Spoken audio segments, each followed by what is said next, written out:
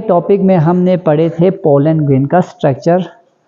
तो आज हम पढ़ेंगे एंथर डिhiscence। देखो पोलन तो बना, यानी उसमें दो सेल पोलन ग्रेन बने थे, वेजिटेटिव सेल और जनरेटिव सेल वाला। ठीक है, तो आज का हमारा लेक्चर होगा एंथर डिhiscence। अब जब पोलन तैयार हो जाते हैं तो एंथर डिहाइस होना शुरू होते हैं।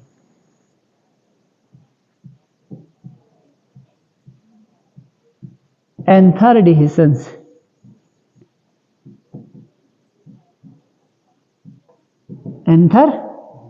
डिhiscence देखो, तो जब पोलन तैयार होते हैं तो पोलन तैयार होने के बाद एंथर डिहाइस होना शुरू होते। तो सबसे पहले क्या होते हैं,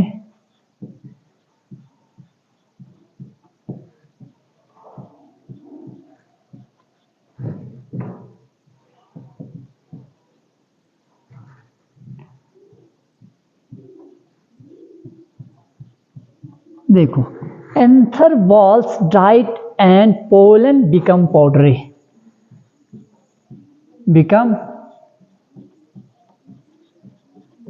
एंथर वॉल ड्राई होते हैं और उसके अंदर जो पोलन प्रेजेंट होती है वो पोलन पाउडर फॉर्म बन जाते हैं। ठीक है, सबसे पहला मैकेनिज्म यानी एंथर डिhiscence में देखो, पहले यहाँ पे मैं बनाता हूँ एक फुली डेवलप एंथर। ठीक है, जब एंथर फुली डेवलप होती है तो उस एंथर के अंदर बाहर से एपिडर्मिस, उसके बाद कौन से सेल होते हैं, उसके बाद होते हैं एंडोथीशियम के बाद होते हैं 2 या 3 मिडल लेयर, उस मिडल लेयर 2 या 3 मिडल लेयर, फिर मिडल लेयर के अंदर होते हैं टेपिटम, फिर टेपिटम के अंदर माइक्रोस्पोर बने होते हैं, माइक्रोस्पोर्स। इसी तरह हर एक पोलन सैक में, ये भी एक पोलन सैक, ये भी पोलन सैक, ये भी पोलन सैक। ठीक है, तो यानी एक टेट्रास्पोरेंजिएट एंथर में 4 पोलन सैक होते हैं, 1 2 3 4। तो 4 साइड में पोलन डेवलप होने वाली जगह होती है और इनके बीच स्टेराइल स्ट्रिप जो सेल्स होते हैं, टिश्यू होते हैं, वो डिसइंटीग्रेट हो जाते हैं। तो ये दोनों चैम्बर एक बन जाते हैं, ये दोनों चैम्बर एक बन जाते हैं। देखो इनके बीच के जो स्टेराइल टिश्यू है, स्ट्रिप है, वो डिसइंटीग्रेट होते हैं, यानी रप्चर हो जाते हैं। तो यहाँ पे भी एक कॉमन चैम्बर बनते हैं, इस साइड पे भी एक कॉमन चैम्बर बनते हैं।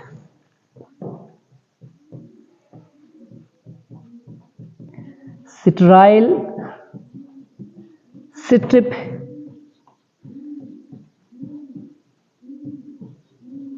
Between the pollen sac, between the microsporangium लिखते हैं,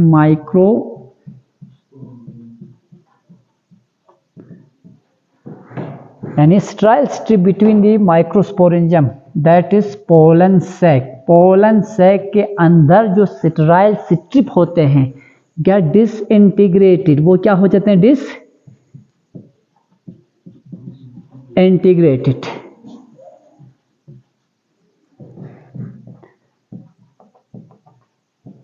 become a common chamber, a common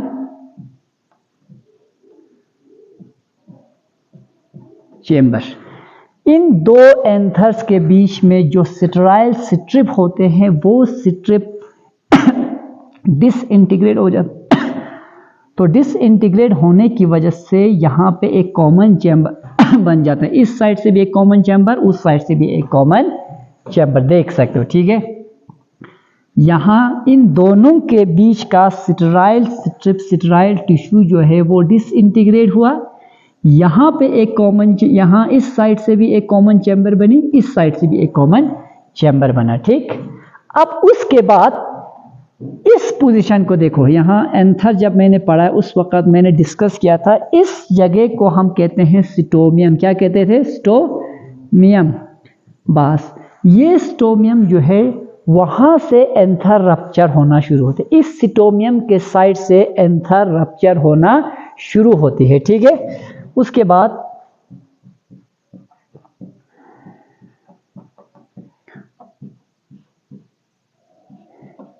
anther rupture from the side of stomium, from the side of stomium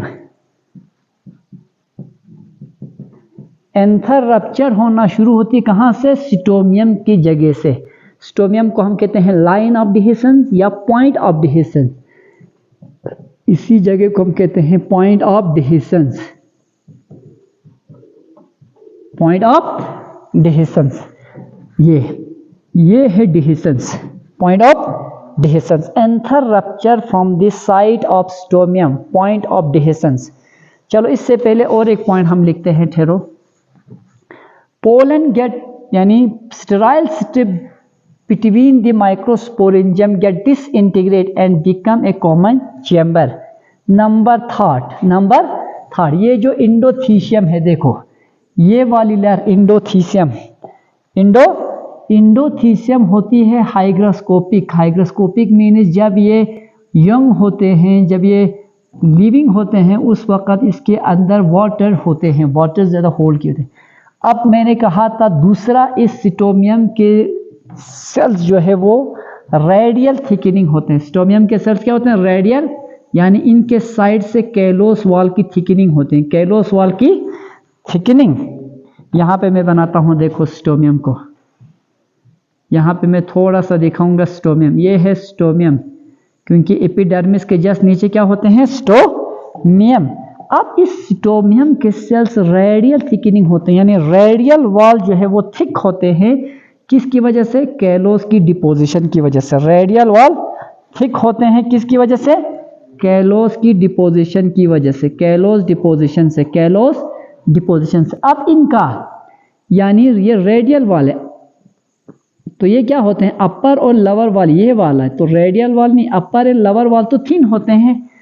फिर ये कंट्रैक्ट हो जाते हैं, अपर वॉल्स इनसाइड की तरफ कंट्रैक्ट हो जाते हैं, जिसकी वजह से ये स्टोमियम ओपन होना शुरू होते हैं।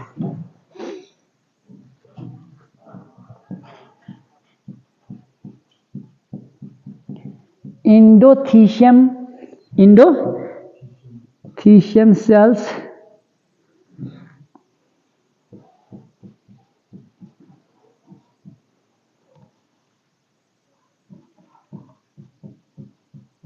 Contract,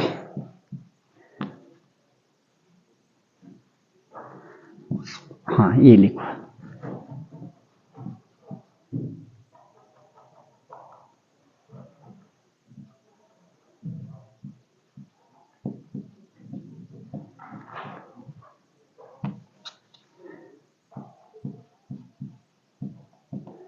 The outer wall of endothelium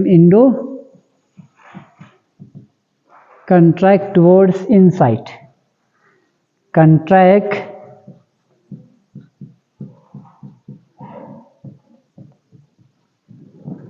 towards inside। देखो अब मैंने कहा था ये इंडोथीशियम के वॉल्स लेटरल साइड से थिक होते हैं, किसकी वजह से? कैलोस की डिपोजिशन की वजह से। तो इसका आउटर वॉल जो है या इनर साइड की तरफ जो वॉल होते हैं वो थिन होते हैं। वो जब कंट्रैक्ट होते हैं, बीच में एक स्टोमियम जैसी पोर ओपन होती है, बीच में एक स्टोमियम जैसी पोर बनती है, बीच में एक स्टोमियम जैसी पोर डेवलप होते। तो उसके बाद उनके कंट्रैक्ट की वजह से सबसे पहले इसके अंदर मिडल लेयर के वॉल जो है और स्टोमियम ड्राई हो जाते हैं और कंट्रैक्ट होते हैं, जिसकी वजह से ये स्टोमियम अपेयर होते हैं। तो इसी स्टोमियम की ही जगह से पोलन ग्रेन्स जो इसके अंदर प्रेजेंट होते हैं, वो पोलन ग्रेन बाहर रिलीज होती है इन्वायरमेंट में, वो पोलन ग्रेन बाहर रिलीज होते हैं, पोलन ग्रेन बाहर रिलीज होते हैं। अब उसके बाद नंबर थर्ड पॉइंट देखो,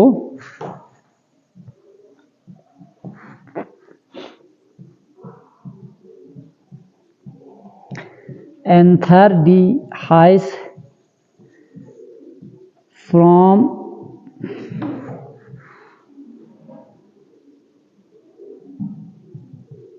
साइट ऑफ स्टोमियम।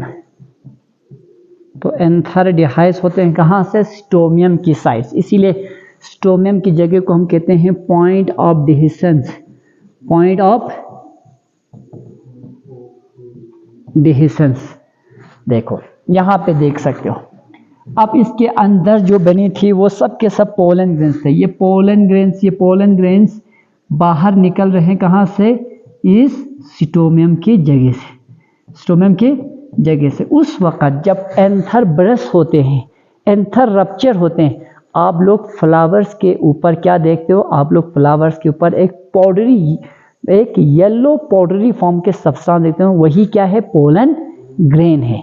जब फ्लावर ओपन होते हैं, कभी कभार आप जब चलते हो तो उस वक़्त घास के यानी ग्रासलैंड्स में या किसी फील्ड में, तो आपके कपड़ों के ऊपर कुछ येलोविश पाउडरी सब्सटेंस चिपक जाते हैं, वो एक्चुअली क्या है, पोलन ग्रेन्स है। वो क्या है, एक्चुअली पोलन। तो ये है एंथर डिhiscence। अब देखो कुछ प्लांट्स में जब एंथर डिहाइस होते हैं तो पोलन कितने सेलेट स्टेज के होते हैं। मेजॉरिटी ऑफ द प्लांट्स में जब एंथर डिहाइस होती है, पोलन होती है 2 सेलेट स्टेज में। पोलन कितने सेलेट स्टेज में, 2 सेलेट। फिर से एक बार देखो एंथर डिhiscence। तो एंथर डिhiscence में सबसे पहले इसके अंदर जो वॉल है, ये एपिडर्मिस, ये इंडोथीसियम, ये मिडल लेयर, यानी ये मिडल लेयर और इंडोथीसियम के सेल्स ड्राई होते हैं। ड्राई होने के बाद वो कंट्रैक्ट हो जाते हैं। उस वक्त पोलन किस फॉर्म में होते हैं, एक पाउडरी सब्सटेंस बन चुके होते हैं, एक पाउडरी सब्सटेंस। उसके बाद इन 2 चैम्बर्स के बीच की जो स्टेराइल टिश्यूज है वो भी डिसइंटीग्रेट हो जाते हैं, ख़त्म हो जाते हैं, और यहाँ पे एक कॉमन चैम्बर बन जाते हैं। इस साइड से भी एक कॉमन चैम्बर बनते हैं। उसके बाद इंडोथीसियम के सेल्स तो रेडियल थिकनिंग थे, इनके रेडियल वॉल थिक थे, तो सिर्फ ये ऊपर और नीचे की तरफ कंट्रैक्ट हो सकते थे। इनसाइड वॉल और आउटर साइड के वॉल थिन होते, तो जब वो कंट्रैक्ट हो जाते हैं उसमें से वाटर लॉस हो जाती है तो श्रिंक होते हैं, तो उसकी वजह से ये स्टोमियम का पोर ओपन होते हैं। इसी स्टोमियम की जगह से सारे पोलन ग्रेन बाहर निकलते हैं। जब ये सारे पोलन ग्रेन बाहर निकलती है उस वक़्त फ्लावर्स को एजेंसीज की ज़रूरत पड़ती है। इस पोलन ग्रेन को इस एंथर से स्टिग्मा तक ले जाने के लिए इसको क्या चाहिए, एजेंसीज। और इस प्रोसेस को हम पढ़ते हैं पोलिनेशन में। इस प्रोसेस को हम कहाँ पढ़ते हैं, पोलिनेशन में। तो जब एंथर डिहाइस होती है, सारे पोलन ग्रेन एंथर के बाहर पहुंचते हैं, तो उस वक़्त पोलन्स को या एबायोटिक एजेंसीज की ज़रूरत पड़ती है या बायोटिक एजेंसीज की ज़रूरत पड़ती है उस पोलन ग्रेन को स्टिग्मा तक पहुंचाने के लिए। प्रोसेस को हम पढ़ते हैं पोलिनेशन के अंदर, ठीक है। तो इसी को हम कहते हैं पोलिनेशन। अब देखो जब ये पोलन ग्रेन इस एंथर से बाहर आती है तो पोलन ग्रेन कितने सेलेट स्टेज के होते हैं, तो नेक्स्ट स्लाइड में ये मैं दिखाऊंगा, ठीक है।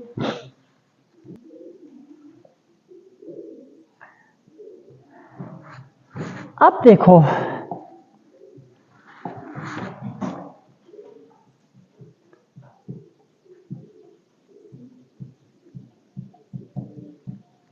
इन मेजॉरिटी ऑफ द प्लांट्स,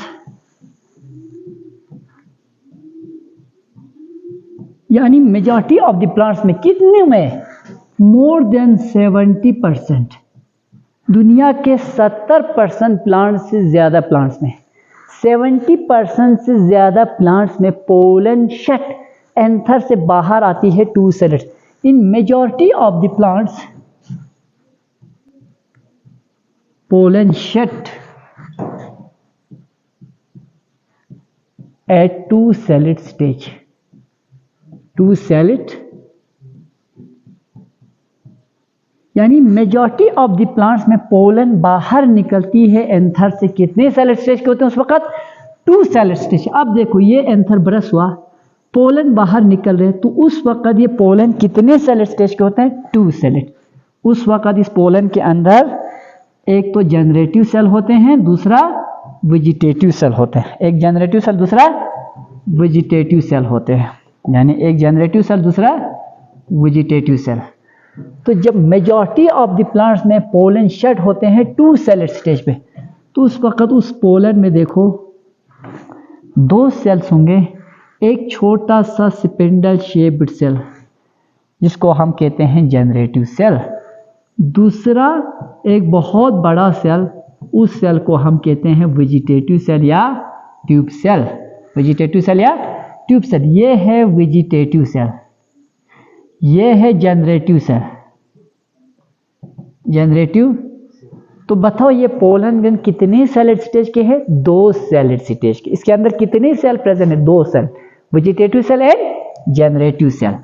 तो दुनिया के ज्यादातर प्लांट्स में पोलन एंथर से बाहर निकलते हैं जब ये पोलन 2 सेलेड स्टेज के होते हैं, जब ये पोलन 2 सेलेड स्टेज के होते हैं। ठीक, अब लेकिन बाकी दुनिया के 30% प्लांट्स में क्या होते हैं? प्लांट पोलन बाहर निकलती है 3 सेलेड स्टेज में। और तीसरा पॉइंट देखो, रेस्ट ऑफ द 30%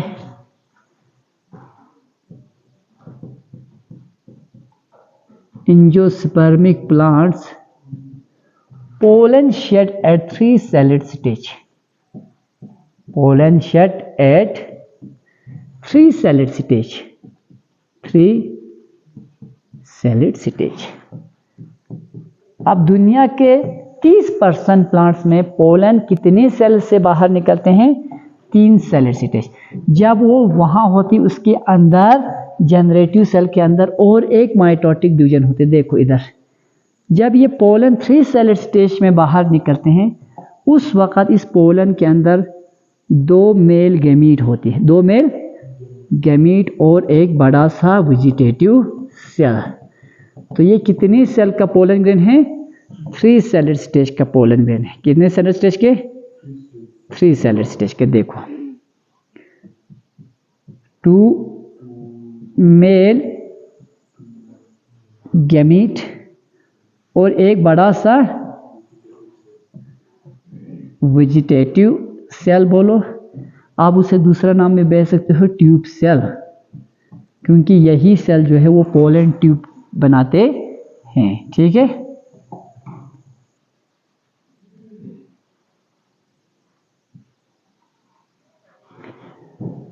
तो दुनिया के 70% प्लांट्स में जब पोलन 2 सेलेड स्टेज के होते हैं उस वक़्त एंथर बरस होते हैं और पोलन ग्रेन बाहर निकलती है। ठीक, लेकिन दुनिया के 30% फ्लावरिंग प्लांट्स में पोलन बाहर निकलते हैं जब वो 3 सेलेड स्टेज होते हैं।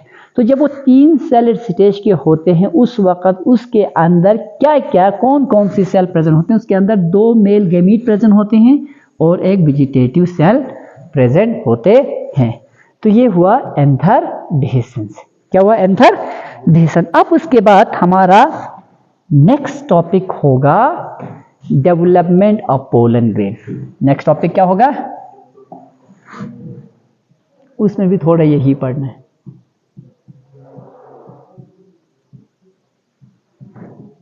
डेवलपमेंट ऑफ पोलन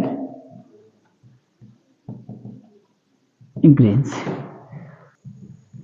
अब देखो यानी पोलन ग्रेन कैसे डेवलप होते हैं।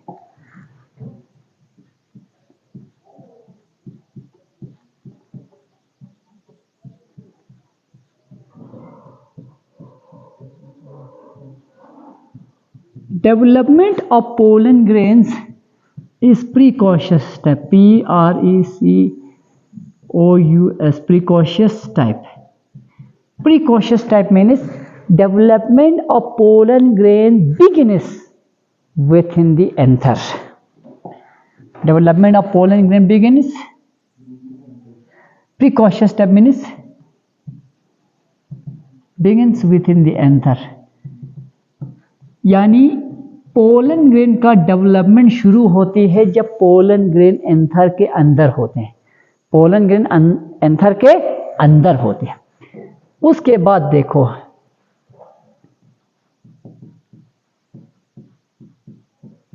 Microspore is the first cell of gametophytic generation.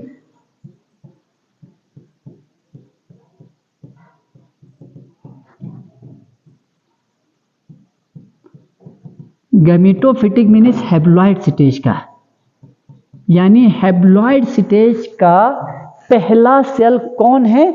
Microspore. जब एंथर के अंदर माइक्रोस्पोर मदर सेल्स में मियोसिस होकर माइक्रोस्पोर बनते हैं वो माइक्रोस्पोर हैप्लॉइड होते हैं। वो माइक्रोस्पोर क्या होते हैं? हैप्लॉइड। अब देखो वही हैप्लॉइड माइक्रोस्पोर से ही शुरू होती है मेल गैमीट की डेवलपमेंट। तो इधर देखो अच्छे से, एंथर के अंदर, मैं एंथर तो नहीं दिखाऊंगा, एंथर के अंदर ये है माइक्रोस्पोर मदर सेल। क्या है ये? Microspore mother cell, MMC। तो ये डिप्लॉइड है। क्या है ये? डिप्लॉइड। इस माइक्रोस्पोर मदर सेल के अंदर मियोसिस होती है। क्या होती है इसके अंदर? इसके अंदर मियोसिस होती है। तो मियोसिस होने के बाद क्या बनते हैं? 4 माइक्रोस्पोर, 4 माइक्रोस्पोर बनते हैं। मोस्ट कॉमन टाइप में दिखाऊंगा यहां, जिसे हम कहते हैं टेट्राहेड्रल।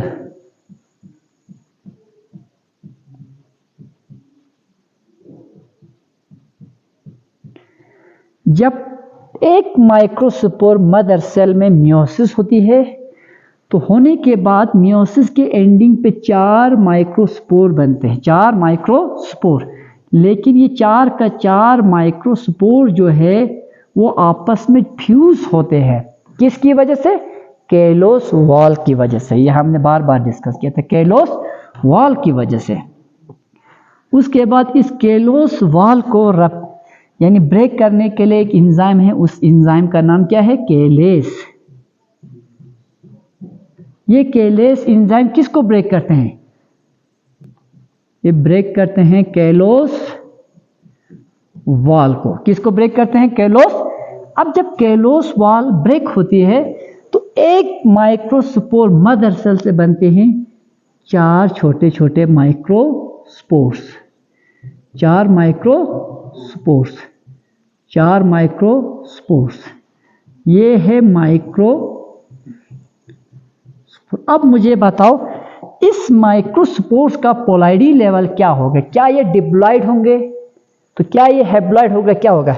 जो भी चीज मियोसिस होके बनती है वो होती है हैप्लॉइड। तो इसका पोलैरिटी लेवल होगा N। ये होगा 2N। 2N means microspore mother cell थी डिप्लॉइड, लेकिन जो माइक्रोस्पोर है वो क्या है? वो है हैप्लॉइड है। बस यहीं से मेल गैमेटोफिटिक जनरेशन शुरू होती है, यहीं से गैमेटोफिटिक जनरेशन, यहीं से हैप्लॉइड स्टेज शुरू होते। कब तक हैप्लॉइड स्टेज? जब तक यानी मेल गैमीट नहीं बनेंगे, फिर वो मेल गैमीट जाके एग के साथ फ्यूज करके जाइगोट नहीं बनाएंगे, तब तक इस प्लांट का गैमेटोफिटिक स्टेज चलते हैं। ठीक है। अब माइक्रोस्पोर बना। ठीक है। अभी जो माइक्रोस्पोर बना वो माइक्रोस्पोर एंथर के बाहर बन रहे हैं या एंथर के अंदर बन रहे हैं? एंथर के अंदर। ये हमने प्रीवियस लेक्चर में जब हमने माइक्रोस्पोरोजेनेसिस पढ़ा उस वक्त अच्छे से डिस्कस किया था। अब उसके बाद देखो, अब मैं एक माइक्रोस्पोर लेता हूं। यह है एक माइक्रोस्पोर। क्या है? एक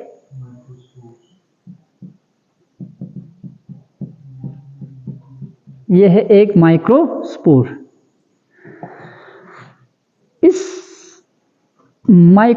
सबसे यह है एक माइक्रोस्पोर, पोलैरिटी लेवल हैप्लॉइड है। सबसे पहले क्या होंगे? ये माइक्रोस्पोर इनलार्ज होंगे साइज में, थोड़ा सा बड़ा हो जाएंगे, enlarge in size, enlarge in size. ये इनलार्ज होंगे साइज में। इसके अंदर एक न्यूक्लियस प्रेजेंट है। क्या है ये? देखो ये माइक्रोस्पोर है, ये इसका न्यूक्लियस है। ठीक। ये माइक्रोस्पोर सबसे पहले इनलार्ज होंगे साइज में। उसके बाद इसके अंदर जो न्यूक्लियस प्रेजेंट होते हैं वो न्यूक्लियस, उस न्यूक्लियस के अंदर एक माइटोटिक डिवीजन होते हैं। उस इनलार्ज माइक्रोस्पोर के न्यूक्लियस में एक माइटोटिक डिवीजन होते हैं। Nucleus undergo single mitotic division, single mitotic division. ये इस न्यूक्लियस के अंदर एक माइटोटिक डिवीजन होगी तो क्या बनाएंगे, 2 सेल वाली एक पोलन ग्रेन बनाएंगे। देखो 2 न्यूक्लियस, एक तो ये न्यूक्लियस, एक तो ये न्यूक्लियस। अब इस न्यूक्लियस के इर्द गिर्द फिलहाल एक टेम्परेरी कैलोस वॉल डेवलप होती है, एक टेम्परेरी कैलोस वॉल। एक इस न्यूक्लियस के साथ बहुत ज़्यादा साइटोप्लाज्म रहते हैं। बस जब ये 2 सेल स्टेज का बन जाते हैं तो एक बड़े सेल को हम कहते हैं वेजिटेटिव सेल। बड़े सेल को क्या कहते हैं, वेजिटेटिव सेल। और छोटे सेल को हम कहते हैं जनरेटिव सेल।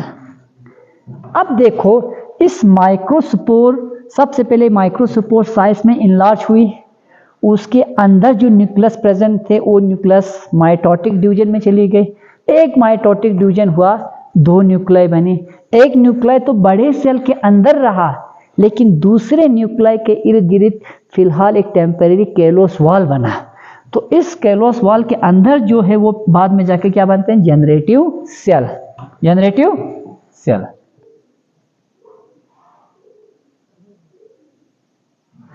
यहां तक समझ आए? अब देखो फिर इसके बाद ये जनरेटिव सेल कुछ देर के बाद फ्लोट करते हैं किसके अंदर, जनरेटिव सेल शेप में स्पिंडल शेप, स्पिंडल शेप। और वेजिटेटिव या ट्यूब सेल का न्यूक्लियस तो बड़े सेल के अंदर होते हैं। बस तो ये जनरेटिव सेल फ्लोट कर रहे होते हैं साइटोप्लाज्म में। किसके साइटोप्लाज्म में, वेजिटेटिव सेल के। अब अभी तक ये यहाँ पहले ये स्टेज बना, फिर इसके बाद सबसे पहले जब ये माइक्रोस्पोर बनते हैं इसके साथ कौन सा वॉल होते हैं, इंटाइन। अब जब ये माइक्रोस्पोर और ज्यादा मैच्योर हो जाते हैं तो ये अपने इर्द गिर्द दूसरा वॉल की फॉर्मेशन करते हैं। दूसरे वॉल को हम कहते हैं exine.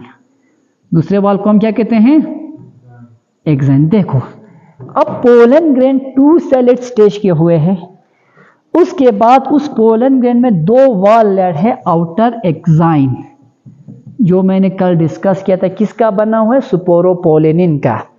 Inner wall intine, inner wall, इसके अंदर 2 सेल है। एक सेल जो स्पिंडल शेप है, जनरेटिव सेल, जनरेटिव। और बड़े सेल को हम कहते हैं वेजिटेटिव सेल, वेजिटेटिव। अब जब सेल यानी माइक्रोस्पोर मैच्योर होकर इस तरह का स्ट्रक्चर बनाते हैं तब हम इस माइक्रोस्पोर को नाम देते हैं पोलन ग्रेन। पोलन, तो ये क्या बना, ये बन गया अब पोलन। अब हम इसको और माइक्रोस्पोर नहीं कहेंगे बल्कि इसको हम क्या कहेंगे, पोलन ग्रेन। क्या कहेंगे, पोलन ग्रेन। समझ आया यहां तक? अब हम इसको क्या कहेंगे, पोलन ग्रेन। देखो अभी भी ये पोलन ग्रेन एंथर के अंदर ही है, एंथर से बाहर नहीं निकले। जब इस स्टेज में पहुंच जाते हैं पोलन ग्रेन, जब इस स्टेज में पहुंचते हैं तब ये प्रोसेस ऑपरेट होते हैं। तब क्या होते हैं, तब ये प्रोसेस ऑपरेट होते हैं। एंथर के वॉल ड्राई होना शुरू हो जाती है। अच्छा, उसके बाद इनके बीच में जो सिटराइल स्ट्रिप है 2 चैम्बर्स के बीच में, वो डिसइंटीग्रेट हो जाते हैं। तो यहाँ पे भी एक कॉमन चैम्बर बनते हैं। यहाँ पे एक कॉमन जो यानी एंडोथीशियम के सेल्स थे वो इलोंगेटेड थे, रेडियल थिकनिंग था। अब वो हाइग्रोस्कोपिक भी थे, यानी वो वाटर को रिटेन करते थे। उससे वाटर लॉस होगी, डिहाइड्रेशन होगा, ठीक है। तो वो भी अंदर की तरह क्या हो जाएंगे, श्रिंक हो जाएंगे, जिसकी वजह से इस पोजीशन में एक पोर डेवलप होते हैं। उस पोजीशन को हम कहते हैं स्टोमियम। स्टोमियम की साइड से ही एंथर रप्चर होना शुरू हो जाते और इसके अंदर जितने भी पोलन ग्रेन हैं वो सारे पोलन ग्रेन एंथर से बाहर निकलते हैं, ठीक है, निकलना शुरू होते हैं। इसी को हम कहते हैं एंथर रिहेशन। जब इस एंथर से बाहर निकलते हैं, ज्यादातर प्लांट्स में पोलन इस स्टेज में होते हैं। किस स्टेज में, 2 सेलेड स्टेज में। किस सेलेड स्टेज में, 2 सेल। लेकिन मैंने कहा था फिर भी 30% प्लांट्स में, 30% प्लांट्स में पोलन शेड होते हैं कितने सेल स्टेज में? 3 सेलेड स्टेज में।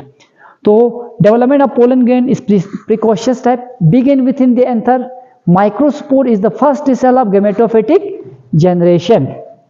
उसके बाद और एक पॉइंट हम लिखते हैं, ठीक है, देखो, दी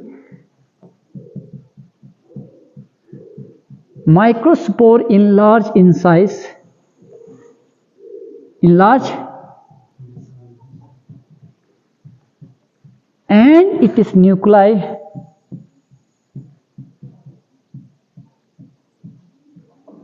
undergo single mitotic division, and its nuclei undergo single mitotic division। ठीक है, ये लिखो। उसके बाद नेक्स्ट, इसी के साथ साथ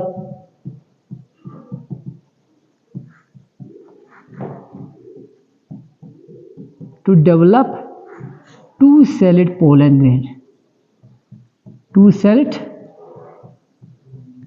pollen ग्रेन, यानी इस माइक्रोस्पोर का सेल के अंदर जो न्यूक्लियस है उसके अंदर माइटोटिक डिवीजन होगी, फिर वो 2 सेलेड स्टेज का पोलन ग्रेन प्रोड्यूस करेंगे। ठीक है, उसके बाद और एक पॉइंट देखो, और एक पॉइंट, उसके बाद क्या कहा, मेजॉरिटी ऑफ द प्लांट्स में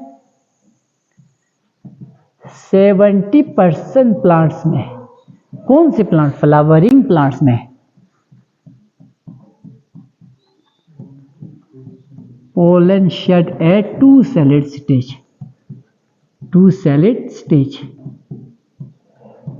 2 सेलेड स्टेज में पोलन शेड होते हैं। अब उसके बाद देखो 2 सेलेड स्टेज में थी पोलन, एक सेल उसके अंदर थे जनरेटिव सेल जो स्पिंडल शेप है, दूसरा सेल बड़ा जो जिसे हम कहते हैं वेजिटेटिव सेल, और इसके इर्द गिर्द होते हैं एक्साइन वॉल। ठीक है, अब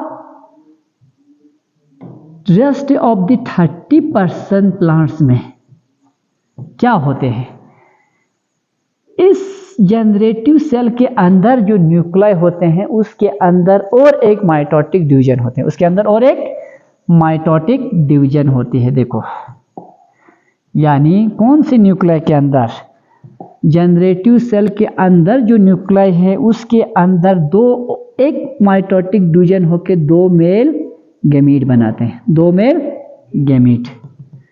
अब ये पोलन ग्रेन कितने सेलेड स्टेज के हो गए, ये पोलन ग्रेन अब हो गई 3 सेलेड स्टेज के, 3 सेलेड स्टेज के। देखो, जब ये 3 सेलेड स्टेज के होंगे, इसके अंदर है 2 मेल गैमीट, 2 मेल गैमीट, और ये है वेजिटेटिव सेल, वेजिटेटिव सेल। तो ये पोलन ग्रेन हो गया अब 3 सेलेड स्टेज में। तो 70% प्लांट्स में पोलन शेड होते हैं 2 सेलेड स्टेज में।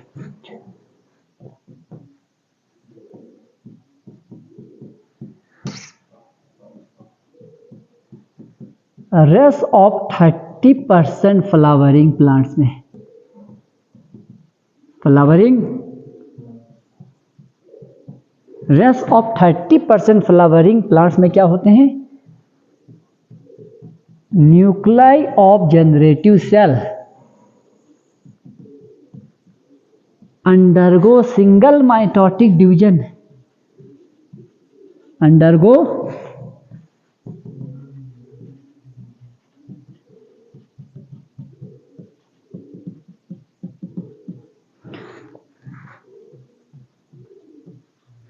and give rise to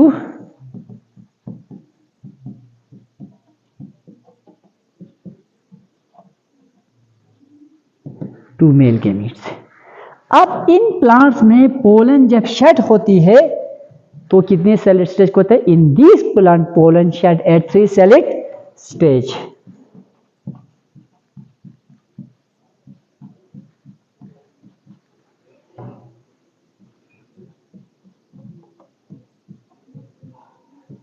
pollen shed at 3 celled stage. इन प्लांट्स में पोलन शेड होते हैं कितने सेलेड स्टेज में? 3 सेलेड स्टेज के। जब पोलन 3 सेलेड स्टेज में होते हैं तो उस वक़्त यानी पोलन जो है एंथर जो है रप्चर होती है और पोलन रिलीज होते हैं। फिर पोलिनेशन से वो पोलन ग्रेन स्टिग्मा तक पहुंचते हैं। ठीक है, अब उसके बाद देखो यहां तक तो पढ़ा। उसके बाद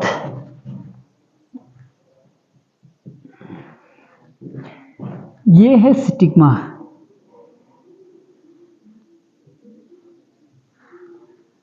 ये है ओवरी, इस ओवरी के अंदर ये है एम्ब्रियोसेक, एम्ब्रियोसेक के अंदर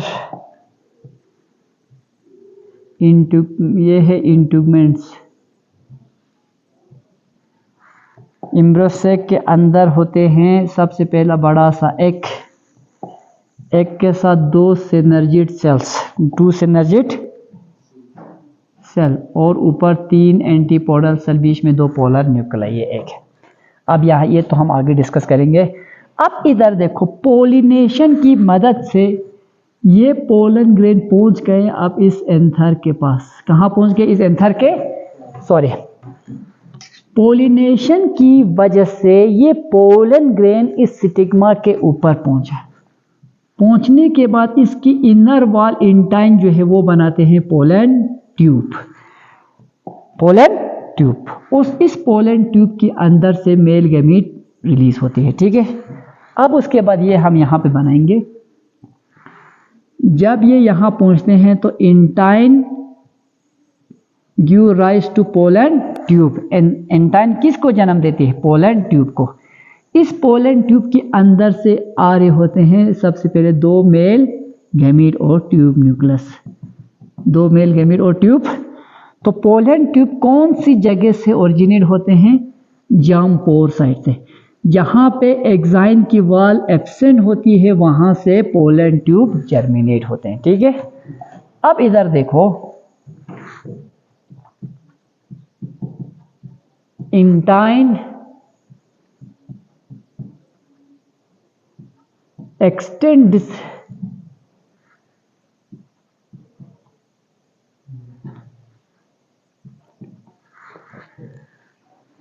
चलो, intine forms pollen tube. Pollen तो इंटाइन क्या बनाती है? पोलन ट्यूब बनाती है। इंटाइन क्या बनाते हैं? पोलन ट्यूब बनाती है। उसके बाद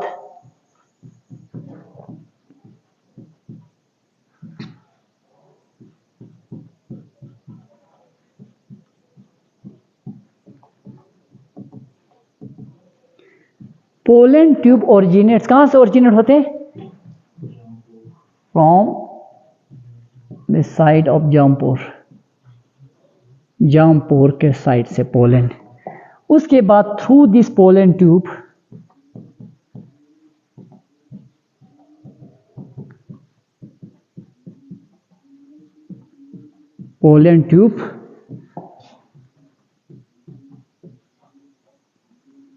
मेल गैमीट्स क्या आते हैं? Through this pollen tube male gamete enters into the ovule. ठीक है, चलो यहां तक फ्रॉम दिस जार्म पोर। ठीक है, हाँ, उसके बाद ये पॉइंट लिखो,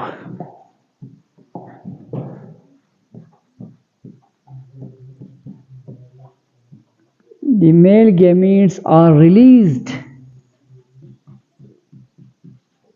through pollen tube and ultimately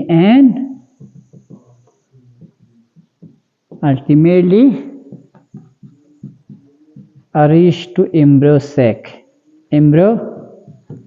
ठीक है, तो यहां तक हमने खत्म किया आज। अब उसके बाद बाकी पूरा पोलन जो है, या चाहे वो 2 सेल स्टेज का पोलन ग्रेन हो, चाहे वो 3 सेल स्टेज का पोलन ग्रेन हो, वो पोलन ग्रेन एंथर से इस स्टिग्मा तक कैसे पहुंचते हैं, इस प्रोसेस को हमें पढ़ना है पोलिनेशन में। फिर एंथर के स्टिग्मा के ऊपर पहुंचने के बाद सबसे पहले क्या होते हैं, किस तरह से स्टिग्मा के सरफेस, किस तरह से स्टिग्मा के ऊपर प्रेजेंट केमिकल्स किस तरह से पोलन के अंदर प्रेजेंट केमिकल के साथ इंटरेक्ट करते हैं, उस इंटरेक्शन को हम कहते हैं पोलन पिस्टल इंटरेक्शन। वो भी हम डिटेल आगे पढ़ना है, ठीक है। अब उसके बाद पोलन ग्रेन के बारे में स्टडी करने वाले साइंस को हम कहते हैं पेलेनोलॉजी।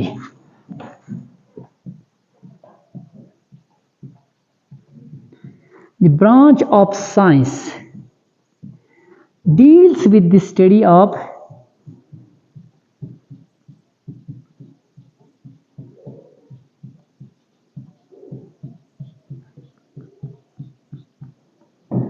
pollen grains और कॉल क्या कहते हैं, पेलेनोलॉजी, PALANO, पेलेनोलॉजी। अब उसके बाद नेक्स्ट हमारा टॉपिक है पोलन वायबिलिटी।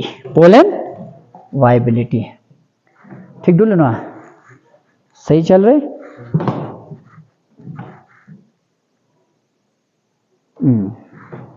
अरे कस्तो से ये अपने नुकसान चाहते। अब नेक्स्ट हमारा टॉपिक है पोलन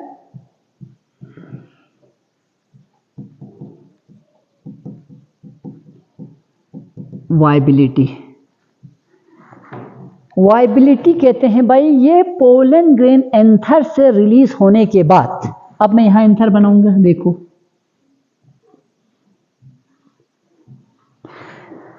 अब ये येलोविश कलर के पोलन ग्रेन एंथर के ऊपर रिलीज हुआ है, ठीक है। एंथर से रिलीज तो हुआ है, एंथर से रिलीज तो हुआ है। रिलीज होने के बाद ये पोलन ग्रेन कितनी देर तक जिंदा रहती है, इसी को हम कहते हैं वायबिलिटी। कितनी टाइम तक ये एग को फर्टिलाइज करने की सलाहियत रहती है, कितनी देर में, कितनी वक्त में इसको एग तक पहुंचना होता है, ठीक है। इसी को हम कहते हैं वायबिलिटी। वायबिलिटी मीन्स यानी इस पोलन ग्रेन के अंदर कैपेबिलिटी कब तक रहती है, ठीक है। पोलन ग्रेन कब तक वायबल रहते हैं, तो वायबिलिटी मीन्स यानी कितनी देर तक ये सर्वाइव करते हैं, ठीक है। तो देखो पोलन ग्रेन की वायबिलिटी वेरी करते हैं प्लांट टू प्लांट। हर प्लांट के अंदर जो पोलन ग्रेन प्रेजेंट होते हैं सबका वायबिलिटी सेम नहीं होती है, डिफरेंट होते हैं। कुछ प्लांट्स की पोलन ग्रेन 10, 20 या 30 मिनट ही रहती हैं, कुछ प्लांट्स के पोलन ग्रेन महीनों तक जिंदा रहते हैं, कुछ प्लांट्स के पोलन ग्रेन और भी थोड़ा ज़्यादा जिंदा रहते हैं। दूसरा डिपेंड करते हैं उस टाइम इन्वायरमेंटल कंडीशन, टेम्परेचर और ह्यूमिडिटी के ऊपर, ठीक है। 2-3 चीज़ें, यानी सबसे पहले पहला point, pollen viability varies from plant to plant, तो सब में सेम नहीं रहती। Pollen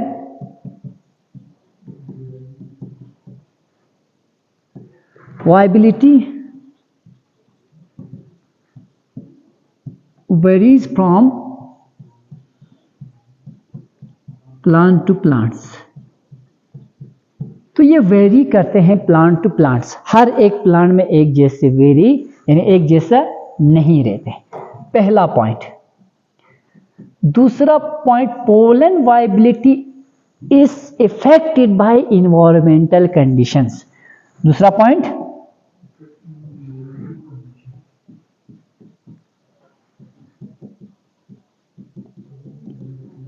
pollen viability is also affected by environmental conditions. Environmental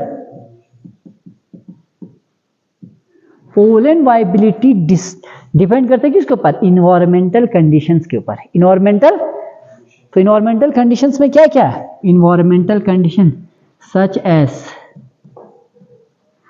humidity and temperature, ज़्यादातर humidity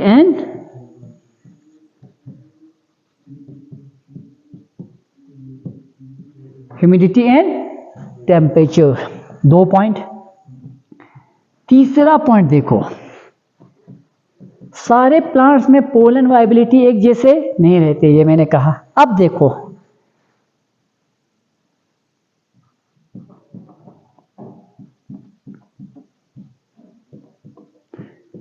कुछ सीरियल क्रॉप्स में, जैसे कि राइस में, वीट्स में, such as in rice, wheat etc. Rice wheat में pollen grain remain viable for 30 minutes, यानी anther से निकलने के बाद 30 मिनट तक ही इनकी वायबिलिटी, 30 मिनट के अंदर फर्टिलाइज हुआ तो ठीक, नहीं तो वो पोलन ग्रेन आप किसी काम के नहीं रहते हैं। Pollen grain remain viable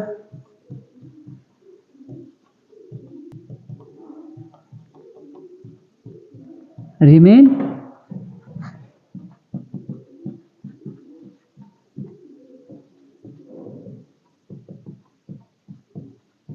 30 minutes के लिए।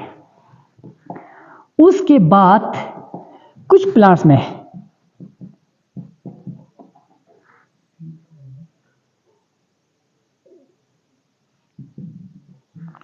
In few families FAMILI such as, कुछ प्लांट के फैमिली से जैसे कि रोसिएसी ROACEAE, रोसिएसी, लिग्यूमिनेसी, लिग्यूकामा, रोसिएसी, लिग्यूमिनेसी, सोलिनेसी, यानी रोज प्लांट्स में से लिग्यूम, दाल के प्लांट्स की वैरायटीज में, आलू टमाटर के प्लांट वैरायटी पोलन वायबल रहते हैं महीनों तक, कुछ महीने, 2 महीने, 3 महीने, 1 महीने तक, ठीक है। Pollen remain viable for several months.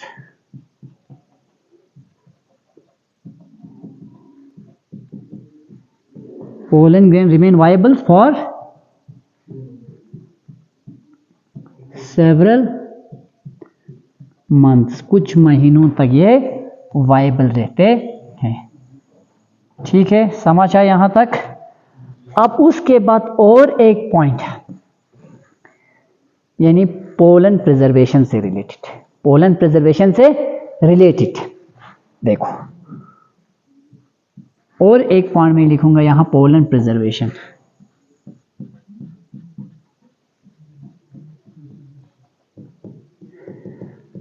अगर आप चाहते हो कि पोलन ग्रेन को लॉन्ग टाइम के लिए प्रिजर्व करो, जितना ज़्यादा टेम्परेचर डाउन रहेंगे उतना पोलन ग्रेन की वायबिलिटी बढ़ जाते हैं, जितना हाई टेम्परेचर और हाई ह्यूमिडिटी होते हैं उतना पोलन ग्रेन की वायबिलिटी कम हो जाती है। Low temperature increase pollen viability, high temperature and high humidity decrease the viability of pollen grain, पहला condition.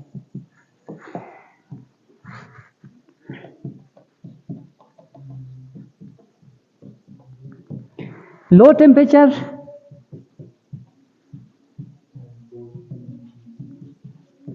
low humidity increase viability of pollen,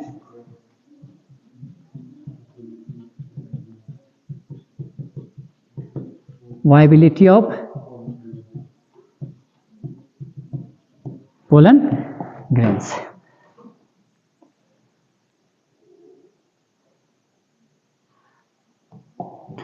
दूसरा point,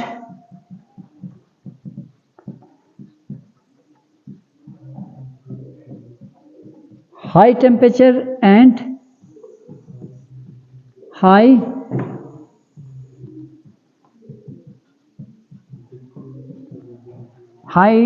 temperature and high humidity decrease DECREAS, decrease viability of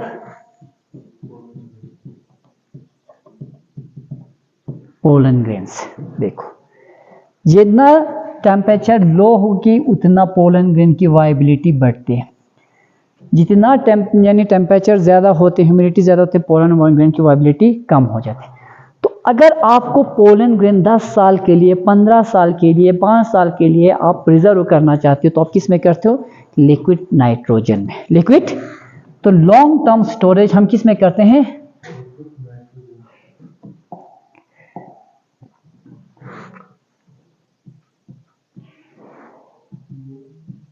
long term storage of pollen grain long term storage of pollen grain is done in liquid nitrogen.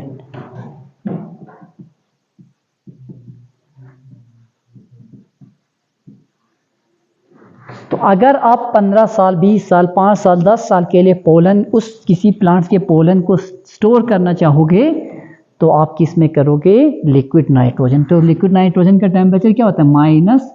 -196 degree Celsius. इस process को हम कहते हैं cryo preservation.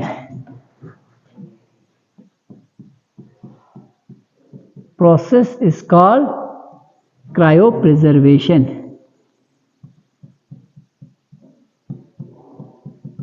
Cryo preservation. तो अगर आप लंबी अरसे के लिए लॉन्ग टाइम के लिए पोलैंड को स्टोर करना चाहोगे तो आप किस में करोगे? लिक्विड नाइट्रोजन में उसको स्टोर करोगे। इस प्रोसेस को हम कहते हैं क्रायो प्रिजर्वेशन। यानी हम किसी एनिमल्स के जीन्स को, सीमेंस को, गैमीट्स को, किसी चीज़ को लॉन्ग टाइम के लिए अगर हम स्टोर करना चाहते हैं, डीएनए वगैरह को, हम करते हैं लिक्विड नाइट्रोजन में स्टोर। तो हम 10 साल के बाद उसको फिर से यूज़ कर सकते हैं। ये हुआ पोलन से रिलेटेड। अब कुछ पोलन के नुकसानात भी हैं और कुछ पोलन के फ़ायदे भी हैं, ठीक है? तो ये भी हम डिस्कस करते हैं। देखो, ILL ill effect of pollen grain.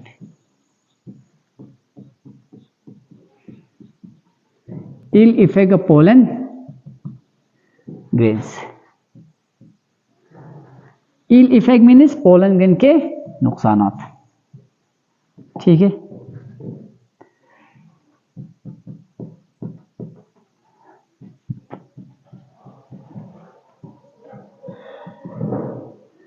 Some pollen grain cause asthma,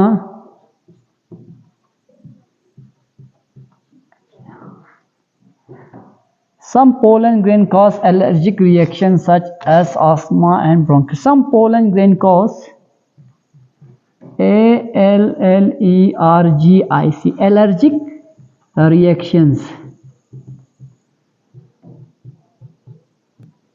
तो कुछ पोलन ग्रेन से एलर्जिक रिएक्शन हो जैसे कि आस्मा एंड ब्रोंकाइटिस, BRONCHITIS। कुछ पोलन ग्रेन से एलर्जिक रिएक्शन होते हैं जैसे कि आस्मा और ब्रोंकाइटिस। हम नहीं देखते अप्रैल के टाइम पे, यानी यहाँ सेलिक्स प्लांट्स और पॉपुलस सफ़ेदे के प्लांट से वाइट कलर के पोलन ग्रेन बॉल जैसा है, वो पूरे स्वॉन की तरफ यानी अप्रैल की टाइम पे जाते हैं। तो गाड़ियों के शीशे से अंदर आती है हवा, जब हम सांस लेते हैं तो वो हमारे सांसों के ज़रिए अंदर चली जाती है, जिसकी वजह से हमें रेस्पिरेटरी प्रॉब्लम होते हैं। जैसे कि रेस्पिरेटरी प्रॉब्लम, ब्रोंकाइटिस भी एक रेस्पिरेटरी प्रॉब्लम है, जैसे कि आस्मा भी एक क्या है? रेस्पिरेटरी प्रॉब्लम है, डिसऑर्डर से। तो कुछ पोलन से कुछ लोगों को एलर्जिक रिएक्शंस होते हैं, तो वो लोग उस पोलिनेशन के टाइम पर्टिकुलर किसी या पार्थेनियम के या हमारे यहाँ पे आर्टिमीजिया प्लांट्स के या सेलिक्स प्लांट के पोलिनेशन के टाइम वो लोग किसी दूसरी जगह शिफ्ट होते हैं, क्योंकि उस वक्त उनको इस तरह की एलर्जिक रिएक्शन रहते हैं, ठीक है? अब देखो और एक प्लांट है जैसे कि पार्थेनियम, PARTHENIUM, पार्थेनियम। इस प्लांट का कॉमन नेम है कैरिड ग्रास।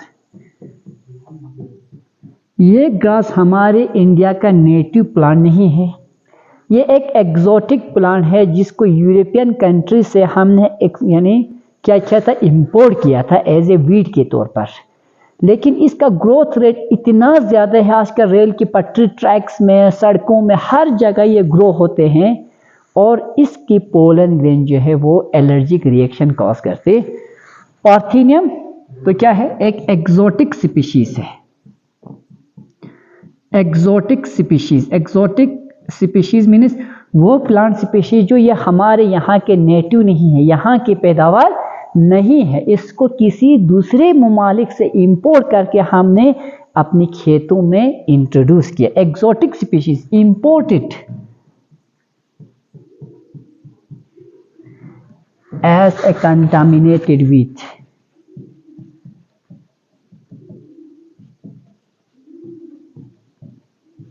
तो ये एक कंटामिनेटेड वीड के तौर पर ये क्या करते हैं, कॉज एलर्जिक रिएक्शंस। तो पार्थिनियम यहाँ क्या कर रहे हैं, कॉज ALLERGI से allergic.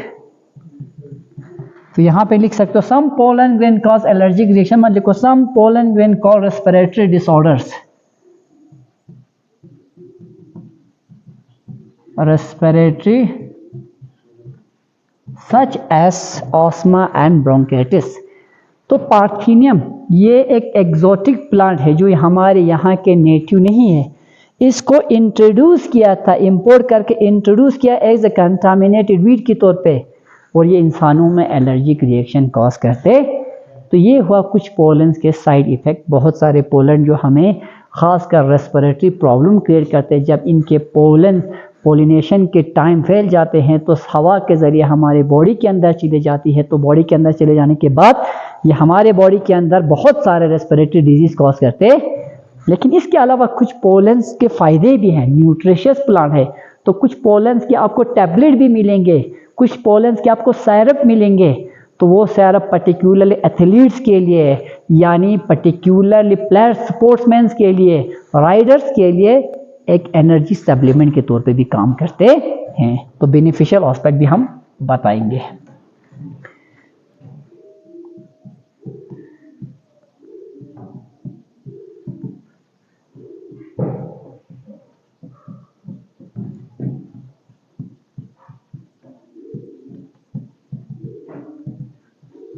Beneficial aspect of pollen grains. अब देखो पोलन ग्रेन के बेनिफिशियल एस्पेक्ट्स क्या है।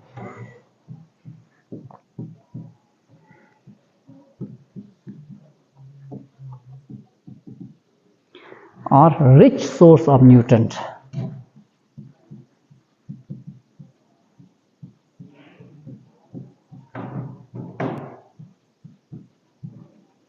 nutrients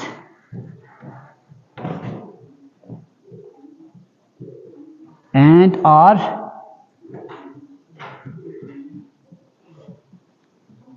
consumed by athletes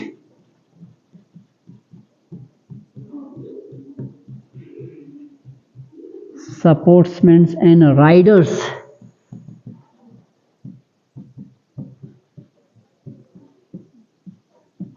in the form of tablets या syrup. So some pollen grains are rich source of nutrient and are consumed by athletes, sportsmen and riders in the form of tablets and syrups. कुछ pollen grain में rich source होते, proteins होते, essential amino acids होते हैं, जिसकी वजह से athlete, support persons यानी और राइडर जो है वो रैपिड एनर्जी सप्लीमेंट के तौर पे इनको कंज्यूम करते हैं। किसकी फॉर्म में? कैप्सूल्स की फॉर्म में, टैबलेट्स की फॉर्म में, सायरप्स की फॉर्म में कंज्यूम करते हैं। तो यहाँ पे हमारा यानी ख़ासकर मेल रिप्रोडक्टिव ऑर्गन्स कहाँ से लेकर यानी फ्लावर की स्ट्रक्चर से लेकर एंथर के स्ट्रक्चर पढ़ा, उसके बाद हमने एंथर के अंदर किस तरह की चीज़ें प्रेजेंट हैं वो पढ़ी, फिर उसके अंदर माइक्रोस्पोर कैसे बनते हैं वो पढ़ा, उसके बाद वो माइक्रोस्पोर से पोलन ग्रेन कैसे बनते हैं वो पढ़ा, तो उसके बाद मोनोकॉर्ड में किस टाइप के माइक्रोस्पोर बनते हैं और डाइकॉर्ड में किस तरह के माइक्रोस्पोर बनते हैं ये भी हमने पढ़ा। उसके बाद जब बनने के बाद एंथर कैसे डिहाइस होते हैं वो भी हमने पढ़ा। फिर इसके बाद किस तरह से वो स्टिग्मा तक पहुंचते हैं वो हम पढ़ेंगे पोलिनेशन में। अब मेल का पूरा डेवलपमेंट ख़त्म हुआ तो हम पढ़ेंगे नेक्स्ट में ओयूल्स के बारे में, मेगास्पोरेंजियम यानी फीमेल सेक्स ऑर्गन के बारे में, और फीमेल सेक्स ऑर्गन के अंदर किस तरह से फीमेल गैमीट की डेवलपमेंट होती। ठीक है, ओके, थैंक यू।